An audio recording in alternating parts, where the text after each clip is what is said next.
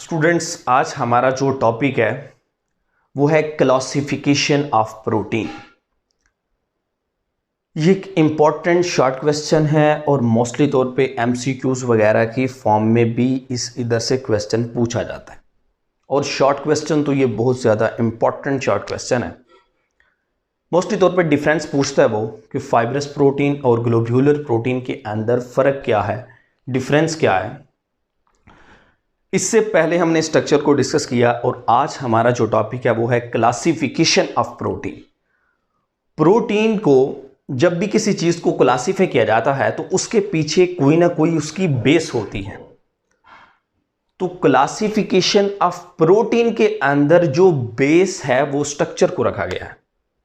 On the base of their structure protein को classify किया गया है दो कैटेगरीज के अंदर, फाइब्रस प्रोटीन और ग्लोब्यूलर प्रोटीन। अब हमने इनको देखना है कि इन दोनों के दरमियान डिफरेंस क्या है, फाइब्रस प्रोटीन क्या होती है और ग्लोब्यूलर प्रोटीन क्या होती है। आप लोगों को डेली लाइफ के रिलेटेड मैं एक एग्जांपल दे देता हूं कि आप लोगों ने उसको अपने माइंड में बिठाकर इन दोनों को समझना है कि जो फाइब्रस प्रोटीन है ना, उसकी एग्जांपल ले लें कि हमारे जो टीथ है ना, जो हमारे दांत हैं वो किससे बने हुए होते हैं, फाइब्रस प्रोटीन से। उसके बाद हमारे जो नेल्स हैं, ठीक है, हमारे जो बॉल है, हेयर्स, ये भी इसी की एग्जांपल है। ये आप लोगों ने अपने ज़हन में रख लेना कि ये क्या है, फाइब्रस प्रोटीन। जबकि ग्लोब्यूलर प्रोटीन की अगर हम एग्जांपल लें तो वो एंजाइम है। एंजाइम के बारे में मोस्टली तौर पे स्टूडेंट्स को पता होता है कि ये प्रोटीन इन नेचर होते हैं, ग्लोबुलर शेप होती है और ये टेक पार्ट करते हैं रिएक्शन को स्पीड अप करने के लिए।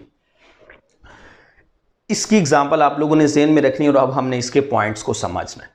देखिए कि फाइब्रस प्रोटीन वो प्रोटीन है कि जिसके अंदर जो पॉलीपेप्टाइड की चेन होती है। आप लोगों को पता है कि प्रोटीन के अंदर क्या होती है, पॉलीपेप्टाइड की चेन। तो वो चेन किसकी फॉर्म में है, फाइबर्स की फॉर्म में, फिब्रिल्स की फॉर्म में। जिस तरह आप लोग अपने बाल देख लें कि तो हमारे बाल क्या है, जिस तरह बारीक है, दागा नमा है, इसी तरह कहते हैं कि ये जो बाल है ना, ये फाइब्रस प्रोटीन की एग्जाम्पल है। तो इसके अंदर पॉलीपेप्टाइड चेन होती है प्रोटीन की। अमाइनो एसिड की पॉलीपेप्टाइड जो चेन होती है वो किसकी फॉर्म में होती है, फाइबर्स की फॉर्म में। जबकि दूसरी तरफ पर आ जाए तो ग्लोब्यूलर प्रोटीन, तो ग्लोब्यूलर प्रोटीन के अंदर क्या है कि जो चेन होती है वो मिलकर क्या बना देती हैं, एक स्फेरिकल शेप बना देती है। ठीक है, जिस तरह आप लोगों ने ये एंजाइम के बारे में पढ़ा हुआ है कि एंजाइम क्या है, सर्कुलर, स्फेरिकल, गोल शेप का होता है, इस तरह। ठीक है, तो इसके अंदर पॉलीपेप्टाइड चेन इस तरह जो है ना वो बेंडिंग और फोल्डिंग होकर तो ये इसने स्ट्रक्चर को बनाया हुआ होता है।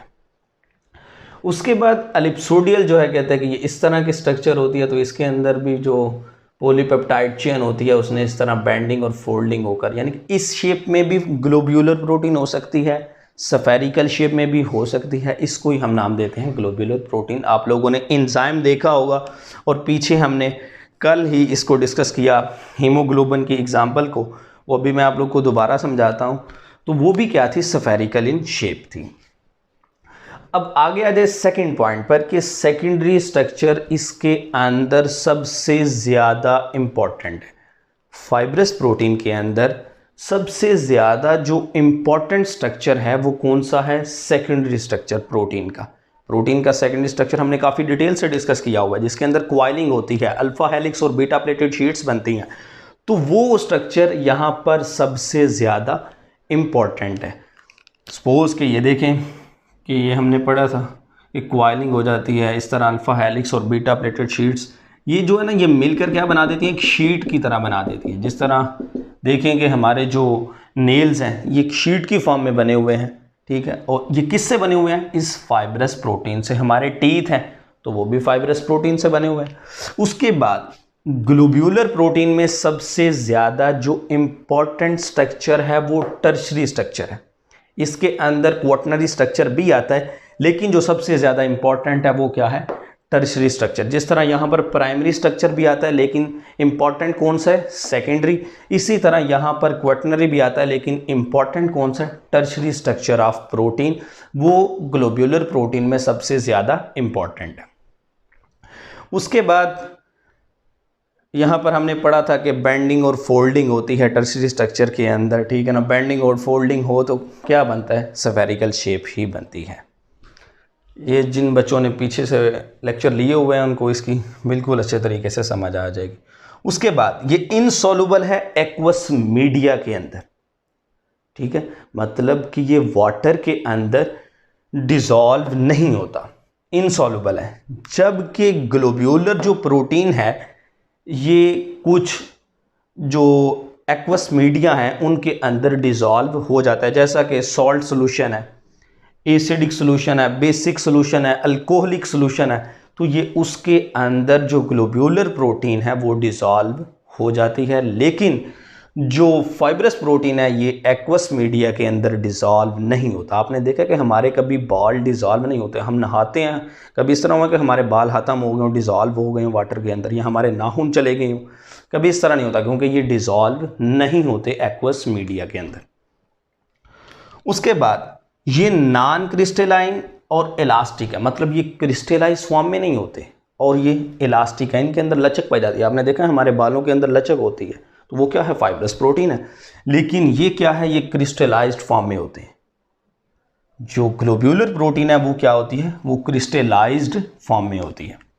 उसके बाद जो फाइब्रस प्रोटीन है ये बाहर का जब इन्वायरमेंट चेंज होता है ना तो हमारी बॉडी के ऊपर अफेक्ट पड़ता है, तो उसके अफेक्ट पड़ने की वजह से आपने देखा होगा कभी, यानी कि बाहर इन्वायरमेंट चेंज हुआ, यानी कि बहुत ज़्यादा फिजियोलॉजिकल इन्वायरमेंट बाहर के आई हैं, तो बहुत ज़्यादा सर्दी है या बहुत ज़्यादा गर्मी है, तो जिस वजह से हमारे बाल जो हैं उनको कुछ हो गया हो या हमारे जो नाखून हैं उनके कुछ हो गया हो, तो कभी भी इस तरह नहीं होता। क्यों? क्योंकि इसके ऊपर कोई अफेक्ट नहीं पड़ता आउटर फिजियोलॉजिकल इन्वायरमेंट का, ठीक है। तो ये डिसऑर्गेनाइज्ड, ये जो फाइब्रस प्रोटीन है ये आउटर इन्वायरमेंट के चेंज होने से ये डिसऑर्गेनाइज नहीं होती।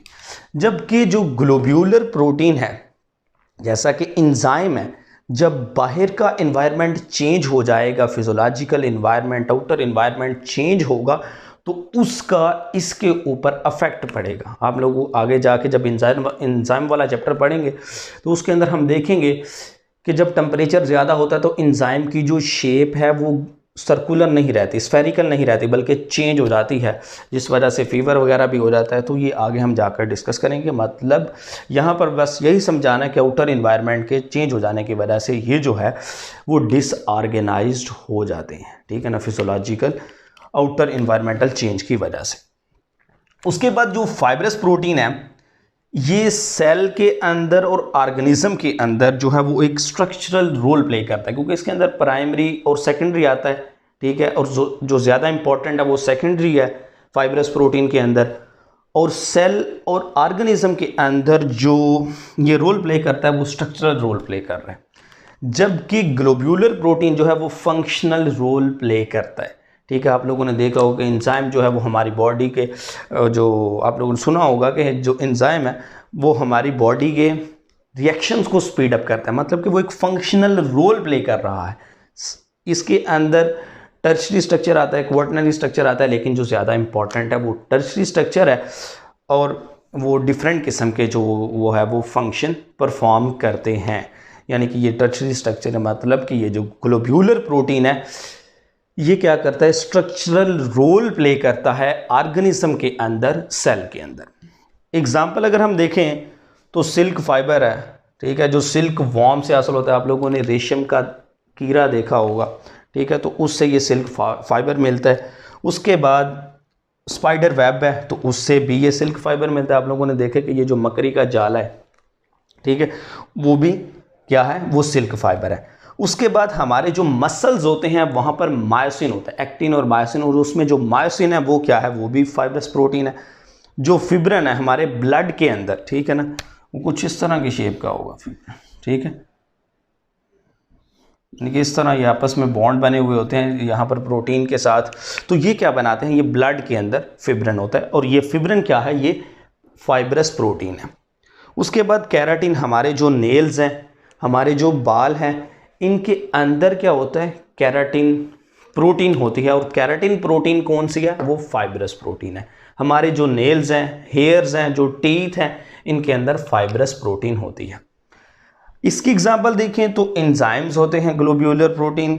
एंजाइम्स जो हैं वो बिल्कुल सर्कुलर शेप के होते हैं, स्फेरिकल इन शेप होते हैं और प्रोटीन के नेचर के होते हैं। और वो कौन सी प्रोटीन होती है? Globular protein. एंटीबॉडीज जो हैं उसके अंदर ये ग्लोब्यूलर, वो भी ग्लोब्यूलर प्रोटीन इन नेचर है। हार्मोन्स हैं तो वो भी, उसके अंदर भी ग्लोब्यूलर प्रोटीन है। जो हीमोग्लोबिन है, इसकी एग्जांपल हमने कल भी डिस्कस की थी कि 2 अल्फ़ा और 2 बीटा चेन्स होती हैं, ठीक है। ये 2 अल्फ़ा और 2 बीटा चेन्स, ठीक है, समझ लें, ये अल्फ़ा चेन, ये भी अल्फ़ा चेन, ठीक है, ये भी अल्फ़ा और ये बीटा चेन, ये भी बीटा चेन। आप लोगों को पता है कि टोटल 574 अमाइनो एसिड्स होते हैं, ठीक है। 2 अल्फ़ा चेन्स के अंदर जो होते हैं वो 141 और 146 जो है वो बीटा चेन के अंदर, और 574 अमाइनो एसिड, इसको 2 के साथ मल्टीप्लाई करें तो आप लोगों के पास आ जाएगा कि 2 अल्फ़ा चेन है ना, एक ये और एक ये, इसीलिए हम 2 से मल्टीप्लाई कर रहे हैं। इसी तरह 2 बीटा चेन होती हैं हीमोग्लोबिन के अंदर, और आप लोगों को पता है कि हीमोग्लोबिन क्या काम करती है? ये कैरी करती है और स्टोर करती है ऑक्सीजन को, किसके लिए? रेड ब्लड सेल्स के लिए, ठीक है। तो ये आज का हमारा टॉपिक था कि इनके दरमियान डिफरेंस क्या है। आप लोगों ने इन एग्जाम्पल को जहन में रख के इसको 2-3 दफ़ा पढ़ेंगे तो आप लोग को याद हो जाएगा कि क्या होती हैं, ठीक है। इसकी एग्जांपल नेल है, हेयर्स है, टीथ है और उसकी इंजाइम है। इंजाइम को खाली लेकर चलें तो ये आप लोगों को इजीली अंडरस्टैंड हो जाएगा। लेकिन अगर फिर भी आप लोगों को कोई कन्फ्यूजन है, इसके अंदर कोई क्वेश्चन है, तो वो आप लोग पूछ सकते हैं।